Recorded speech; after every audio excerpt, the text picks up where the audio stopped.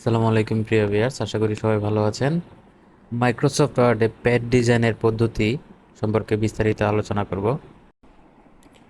তো পুরো ভিডিওটিতে আমি এ টু জেড মাইক্রোসফট ওয়ার্ডের প্যাড ডিজাইনের বিষয়টি তুলে ধরার চেষ্টা করব। তো অবশ্যই পুরো ভিডিওটি দেখবেন, আমাদের চ্যানেলটি সাবস্ক্রাইব করবেন। তো আমি প্রথমে একটি মাইক্রোসফট ওয়ার্ডের নতুন ডকুমেন্ট নিলাম। তো প্রথমে আমরা পেজ লেআউটের কাজ করব। পেজটা সেট আপ দিব, আসলে কোন সাইজের পেজে প্যাটি তৈরি করব। তো আমি সাইজে গিয়ে প্রথমে A4 সাইজে নিলাম, মার্জিনটা নিয়ে নিলাম।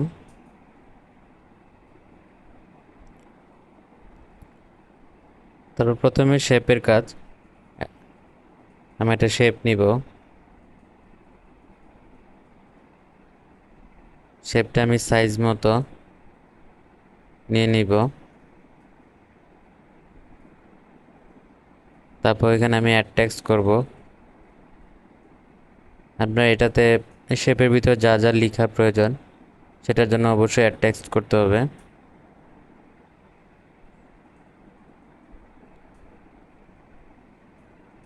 এবং শেপের যে কালার আছে ওই কালারটার জন্য আমি ফরম্যাটে গিয়ে শেপ ফিলে যাব। শেপ ফিলে গিয়ে আমি একটা কালার নিব।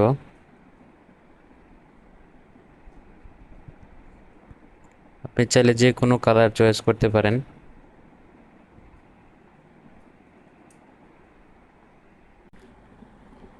শেপটা আমি পজিশন মতো নিয়ে নিব। তারপর হচ্ছে আপনি আরও একটি শেপ নিব।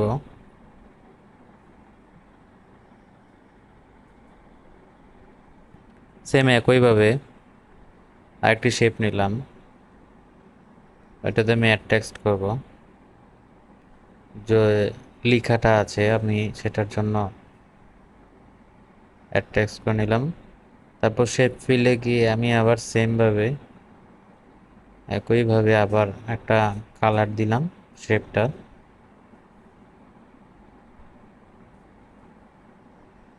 এই শেপের ভিতরে আমি আর একটা শেপ নিলাম লেখার জন্য।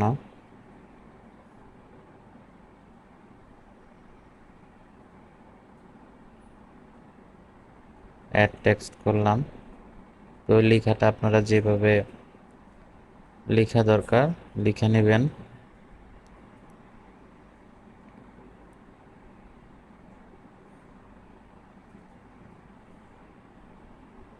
এটা কিন্তু একটা শেপের ভিতরে লেখা লেখা বোল্ড করে নিলাম, সাইজ বড় করে নিলাম। তো এটা কিন্তু একটা শেপের ভিতরে আর একটা শেপ নিয়ে লেখাটা আমি করেছি। তো সেম একইভাবে একটা শেপ কপি করে আমি আর একটা শেপ নিলাম। এখানে একই সাইজের আর একটা শেপের প্রয়োজন ছিল, যার জন্য আমি ওই শেপটা কপি করে পেস্ট করে দিলাম। এবং এখানে ওইটা অল্টারনেটিভ হিসেবে ব্যবহার করব। যেমন ওইটাতে আপনার বাংলা লিখেছিলাম, এখন এখানে ইংরেজিতে লিখব। যার জন্য সেম একই শেপ আমি ব্যবহার করলাম কপি পেস্টের মাধ্যমে।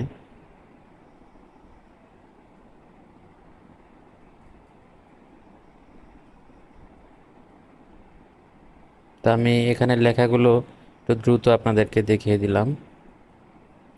আপনারা ইচ্ছা মতো কালার সাইজ করে নেবেন। আমার প্রয়োজন মতো আমি এখানে কালার সাইজ করে নিয়েছি।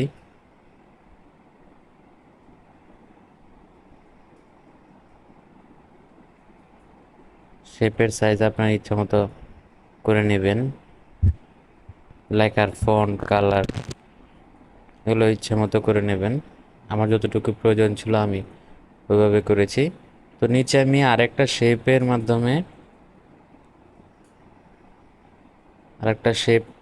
মাধ্যমে নিলাম, শেপ নিলাম আরেকটা। ওটাতে কিছু লেখা হবে, কিছু ডিজাইনের কাজ করব। লেখাটা আমি লিখে নিব।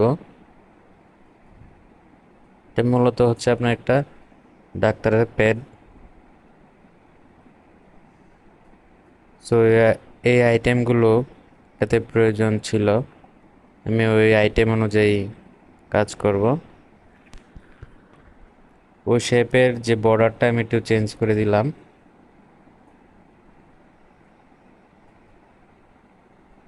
তো এখানে আরেকটা শেপ নিলাম।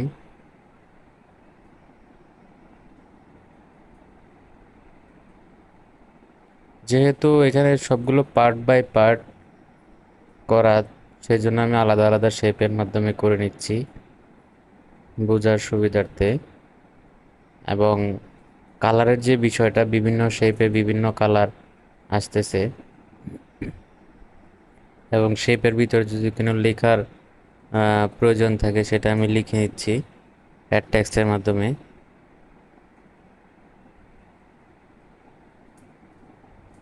আপনার চাইলে এখানে বিভিন্ন ধরনের কালার আছে, টেক্সট বক্স স্টাইলে কালার আছে, ওই কালার আপনারা করে নিতে পারবেন।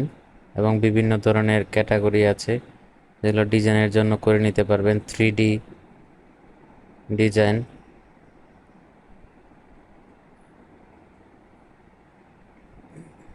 এখন ক্লিপ আর্টে যাব। ক্লিপ আর্টে আমার একটা লোগোর প্রয়োজন আছে। ওইখান থেকে আমি ক্লিপ আর্ট থেকে আমি অনলাইন থেকে একটা লোগো, ডাক্তার টেথোস্কোপ একটা লোগো নিলাম। লোগো আমি বসিয়ে দিলাম। তারপর হচ্ছে আপনার ওয়াটারমার্কে যাব। ওয়াটারমার্কে আমি একটা লোগো জলছাপ হিসেবে ব্যবহার করব প্যাডের মাঝখানে। তো এটা আপনার ইচ্ছা মতো আপনি লোগো ব্যবহার করতে পারবেন। যেহেতু ডক্টর প্যাড, সেই জন্য আমি এই ধরনের লোগো এবং জলছাপ ব্যবহার করছি।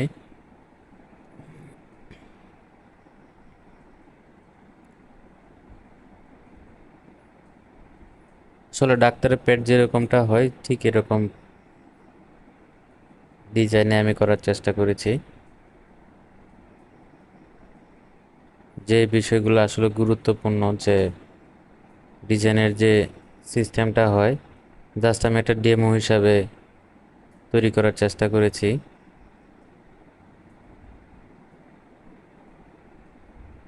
আর আপনাদের কাছে যদি অবশ্য আরও কোনো ডেমো থাকে, তাহলে আপনি সহজেই শেপের মাধ্যমে কিন্তু ডিজাইন করতে পারেন।